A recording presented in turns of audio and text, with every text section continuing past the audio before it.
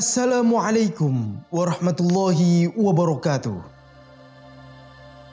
Matrais, peletak pondasi sahaja, giat dalam bekerja. Haji Matrais bin Mesir adalah sosok seorang ayah yang kami banggakan. Beliau adalah peletak pondasi pertama di yayasan pendidikan ini.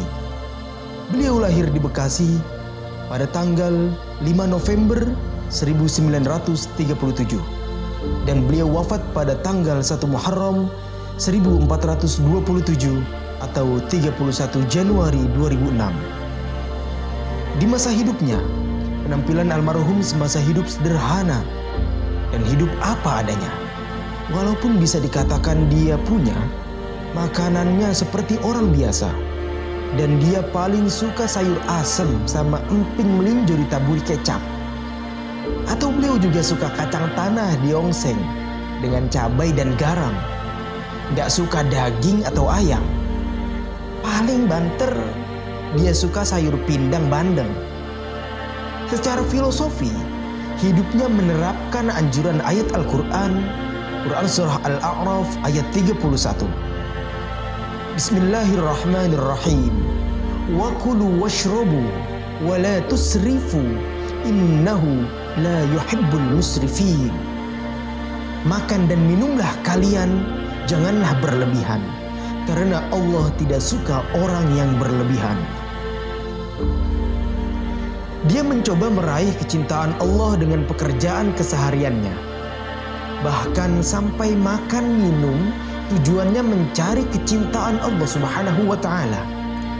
Meninggalkan tabiat orang yang berlebihan adalah perintah Allah. Karena itu, dia melakukan pola hidupnya dengan bersahaja. Pekerjaannya dilakukan secara simpel, tidak banyak kerumitan. Setiap pagi setelah subuh dia berangkat membuka tokonya. Macam-macam usaha dilakukan. Jual sembako, pupuk pertanian, dan lain-lain.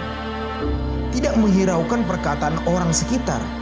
Disanjung tidak membesar, dihina tidak mengecil. Darinya, kita mesti belajar bersahaja, menerapkan pola hidup yang sederhana, tidak berlebihan, tidak berlebih-lebihan. Kita terkadang melakukan pekerjaan selalu memakai kalkulasi kebendaan, selalu dihargai dengan uang, ditimbang dengan materi, diukir dengan harta dan jabatan. Padahal pekerjaan kita sudah bermartabat dan mulia. Kenapa lagi kita harus hargai menjadi murah, kerdil dan hina? Syekh Ibnu Athaillah Asy-Syakandari menganggap pekerjaan yang disandarkan pada perbuatan itu sendiri sebagai tanda kurangnya berharap terhadap rahmat Allah Subhanahu wa ta'ala. Min alamatil i'timadi 'alal 'amali nuqsanur raja'i inda wujudiz zalali. Di antara tanda-tanda yang senantiasa bersandar kepada amal-amalnya adalah kurangnya ar-raja' atau rasa berharap kepada rahmat Allah di sisi alam yang fana. Bekerja bukan sekedar aktivitas naluri manusia yang dikembangkan dalam gerak lalu membuahkan hasil. Tetapi bekerja itu sesungguhnya memiliki tujuan mulia untuk menggapai cinta kasih Tuhan melalui bekerja. Rahmat Allah bertebaran di seluruh penjuru mata angin yang harus kita raih sebagai nilai ibadah. Karena itu amat disayangkan jika bekerja hanya meraih hasil materi yang relatif singkat untuk dinikmati. Rupanya almarhum menerapkan pola ini.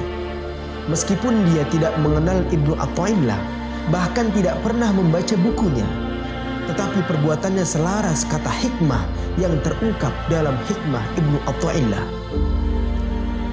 Pekerjaan kita selayaknya disandarkan pada pengharapan rahmat Allah, bukan mengejar duniawi sesaat.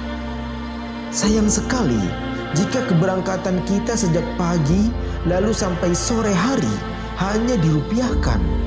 Padahal pekerjaan itu sendiri sangat amat mulia. Menebar ilmu, mendidik manusia, membina karakter mulia untuk generasi harapan bangsa.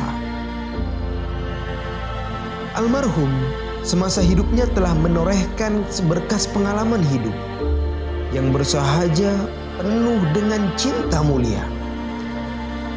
Pesan beliau yang sangat berkenan pada kami anak-anaknya, jaga persaudaraan. Ini yang senantiasa selalu berusaha untuk dijaga oleh kami anak-anaknya. Nilai persaudaraan sangat penting bagi dasar persatuan, baik pada anak-anaknya, cucu-cucunya, maupun pada tetangga dan masyarakat di sekelilingnya. Teruskan perjuangan pendidikan yang ada, karena pendidikan lahan mencari pahala dan ridho yang paling baik. Pendidikan tidak hanya mendidik anak dan memberikan ilmu kepadanya, tetapi lebih dari itu, pendidikan merupakan wasilah dari kewajiban manusia menuntut ilmu. Ilmu adalah bekal yang tak pernah usang dimakan waktu dan tak pernah hilang ditelan zaman. Almarhum selalu menganjurkan agar selalu berbuat baik, menolong sesama, berikan yang terbaik untuk mereka. Beliau mencontohkan kalau memberikan daging hewan kurban harus bisa dimasak dan dimakan bersama keluarganya. Jangan hanya sedikit jika ingin memberikan daging, karena tidak bisa diolah atau dimasak. Persiapkan sesuatu untuk kebutuhan yang mendesak. Agar anak-anaknya hidup dan mempunyai tabungan, segala sesuatunya harus dipersiapkan. Beliau mencontohnya agar keuangan yang didapat ada buat kebutuhan sehari-hari, ada buat tabungan kebutuhan mendesak. Misalnya ketika jatuh sakit, jadi bisa memakai uang tabungannya. Jangan sampai menyusahkan saudara-saudara. Dan carilah pasangan hidup yang bisa mengatur rumah tangga dan keuangan. Karena kalau bidik rumah tangga ada yang bolong, tidak akan bagus. Ember yang bolong tidak akan bisa menampung air yang banyak.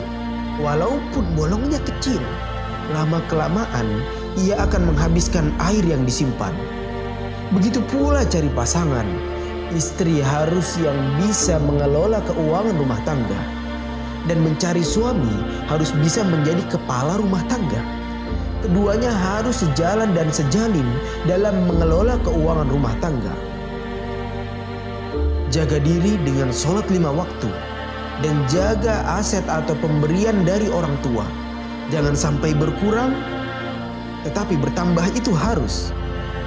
Paling tidak bisa menjaga untuk masa depan anak-anak. Jadikan aset sebagai amal ibadah, bukan untuk dihabiskan. Bagaimana bisa bermanfaat di dunia dan di akhirat.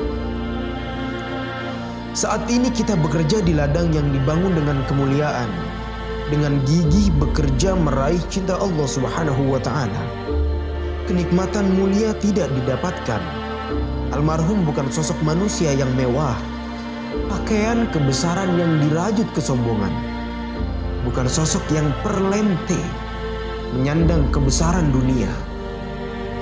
Kenikmatan dunia belum dirasakan, namun saat ini insya Allah beliau merasakan kenikmatan melebihi kesenangan dunia dan seisinya. Semoga langkah kita memperpanjang cinta kasih Allah dengan bekerja dengan tulus dan giat, sebagaimana almarhum telah tunaikan dengan hati yang ikhlas. Mari kita hadiahkan doa untuknya. Ala hadhihi niyah. Al-Fatihah.